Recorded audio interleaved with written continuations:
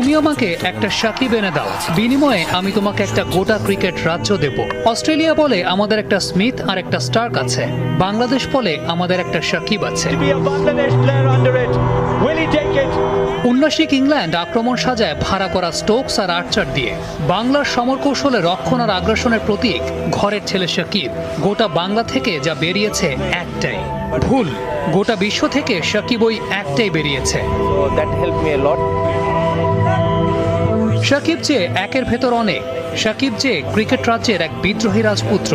22 গজের ওই রাজ্যে সাকিবের সামনে দাঁড়ানোর যোগ্যতা রাখে কজনা। কজনা সাহস পায় সাকিবের ওই রক্তচক্ষুকে চ্যালেঞ্জ দিতে। বনবাসে যাওয়ার আগে কে পেরেছে সাকিবের রাজ্যে হানা দিতে? কজনের সামর্থ্য হয়েছে গত এক দশকে রঙিন পোশাকে সাকিবকে ছুঁয়ে দেখতে। কেউই পারেনি, কারো সামর্থ্য হয়নি, কারণ সুপারহিরোরা সাধারণের কাতারে নামে না।